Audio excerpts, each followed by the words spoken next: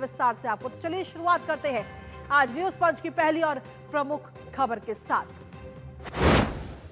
तो पहली और प्रमुख खबर का रुख करते हैं, जहां आपको बता दें कि ऑपरेशन सिंदूर के बाद बढ़ते तनाव के बीच भारत ने 30 अक्टूबर से 11 नवंबर तक पाकिस्तान सीमा पर तीनों सेनाओं के बड़े पैमाने पर अभ्यास करने जा रही है। और इस दौरान भारत की संयुक्त क्षमता, आत्मनिर्भरता और नवाचार का प्रदर्शन हम सभी को देखने को मिलेगा, जब देश की तीनों सेना सरहद पर महागुजर सैन्य अभ्यास करती नजर आएंगी।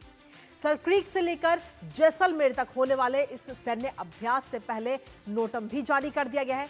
आखिर क्या होता है नोटम और कैसे दुश्मन देश के पसीने अभी से छूट रहे हैं, इस पर करेंगे बातचीत। लेकिन सबसे पहले आपको दिखाते हैं महागुजर सैन्य अभ्यास, जिसकी 30 अक्टूबर से दिखेगी हम सभी को एक झलक। तो सबसे पहले आपको दिखाते हैं सरहद पर भारत का ये महागुजर सैन्य अभ्यास, जिसमें तीनों सेनाएं नजर आएंगी। सैन्य अभ्यास महागुजर से पहले ही नोटम भी जारी किया गया। 12 दिन तक वायुसेना में प्रवेश पर पूरी तरह से पाबंदियां इस समय लगाई गई हैं। साथ ही सरक्रीक से लेकर के जैसलमेर तक ये अभ्यास होगा। और यह अभ्यास अभी शुरू नहीं हुआ है, उससे पहले ही दुश्मन देश बेहद परेशान नजर आ रहे हैं। 30 अक्टूबर से तीनों सेना ये संयुक्त अभ्यास करने जा रही है। 28,000 फीट तक का एयर स्पेस पूरी तरह से सुरक्षित रखा जाएगा। इस ऊंचाई तक कोई भी सामान्य विमान उड़ान नहीं भर सकेगा। और साथ ही आपको बता दें कि इस अभ्यास में 30,000 सैनिक जुटेंगे और दक्षिणी कमान के सैनिक भी इसमें शामिल होते हुए नजर आएंगे।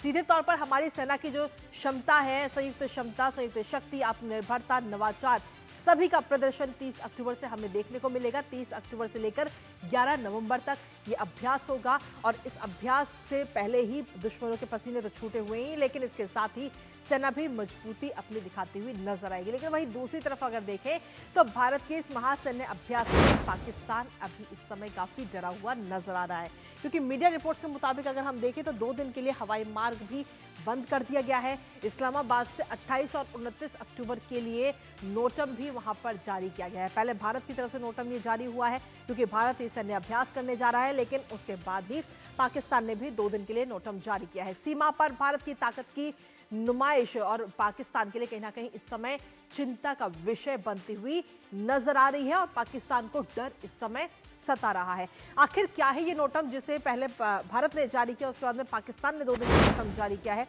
वो आपको बता दें। दरअसल नोटम जो है वो आधिकारिक नोटिस होता है, जिसे हम नोटम कहते हैं, नोटिस टू एयरमैन, इसे नोटम एक शब्द दिया गया है।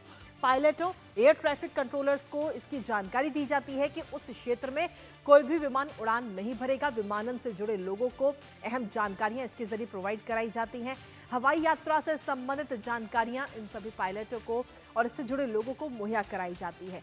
किसी भी बड़े सैन्य अभ्यास से पहले ये नोटम जारी किया जाता है और उस जो पूरा एरिया है जिसमें सैन्य अभ्यास होना है, उसको पूरी तरह से सुरक्षित कर दिया जाता है। तो यह है नोटम, जिसे भारत ने पहले जारी किया और उसके बाद में अब पाकिस्तान ने भी डर के मारे 2 दिन के लिए नोटम जारी किया है। लेकिन इसके साथ ही हाल ही में आपने सुना भी होगा कि रक्षा मंत्री राजनाथ सिंह ने भी सख्त चेतावनी पाकिस्तान को दी थी, क्योंकि हाल ही में रक्षा मंत्री राजनाथ सिंह का एक बड़ा बयान भी सामने आया था। और इस बड़े बयान में उन्होंने कहा कि सरक्रीक में हरकत करने पर पाकिस्तान को करारा जवाब मिलेगा, ये बात रक्षा मंत्री ने कही थी। और उन्होंने कहा कि ऐसा जवाब जो इतिहास और भूगोल दोनों को बदल देगा।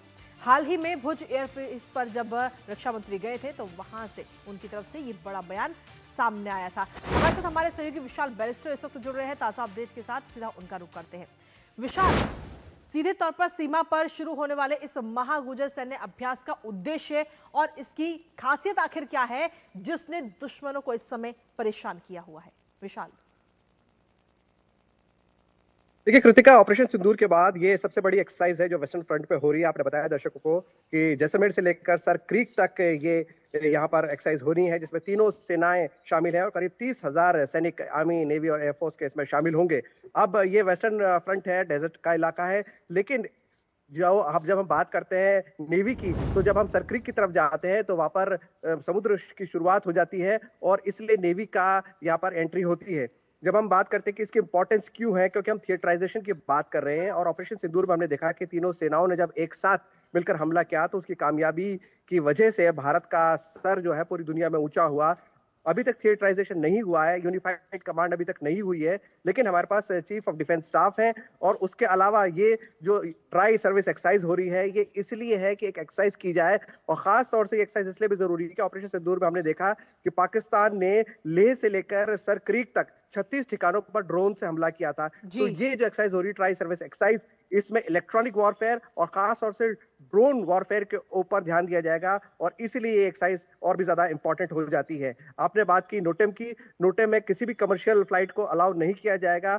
भारत ने 13 दिन का नोटेम जारी किया है और ये जो ट्राई सर्विस एक्सरसाइज है, इसमें भारत स्वदेश पर निर्मित हथियारों का इसमें एक्सरसाइज करेगा और ये एक बहुत बड़ी एक्सरसाइज है और खास तौर से ऑपरेशन सिंदूर के बाद होने वाली सबसे बड़ी एक्सरसाइज है। कृतिका, इसके साथ ही विशाल, आपने हथियारों का जिक्र किया कि स्वदेशी हथियारों का इस दौरान इस्तेमाल किया जाएगा, लेकिन इसके साथ ही आधुनिक तकनीक और हथियारों का भी प्रदर्शन क्या इस दौरान किया जाएगा और किस तरीके की आधुनिक तकनीक और हथियार होंगे?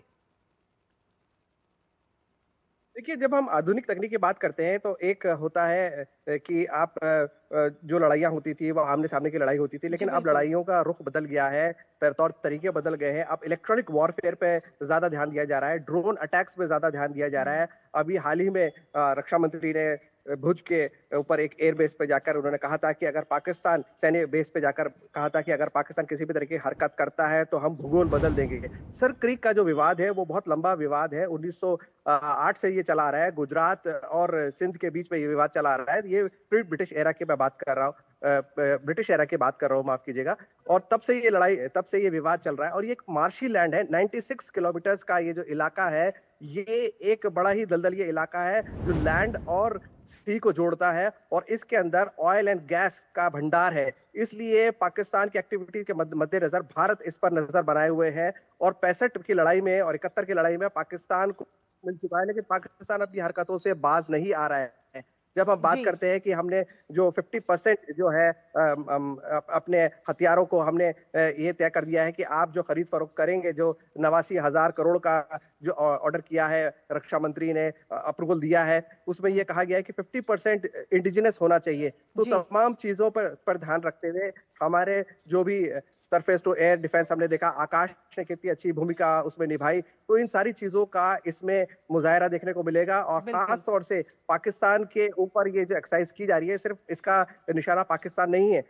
जब हम बात करते हैं ट्राई सर्विस एक्सरसाइज की, तो हमें अपनी फौजों को टू फ्रंट अटैक के लिए रेडी रखना होगा जी। और इसलिए पाकिस्तान और चीन के मद्देनजर ये एक्सरसाइज बहुत ज्यादा इंपॉर्टेंट है। चलिए, बहुत बहुत शुक्रिया तमाम जानकारी हमारे साथ साझा करने के लिए विशाल। और इसी के साथ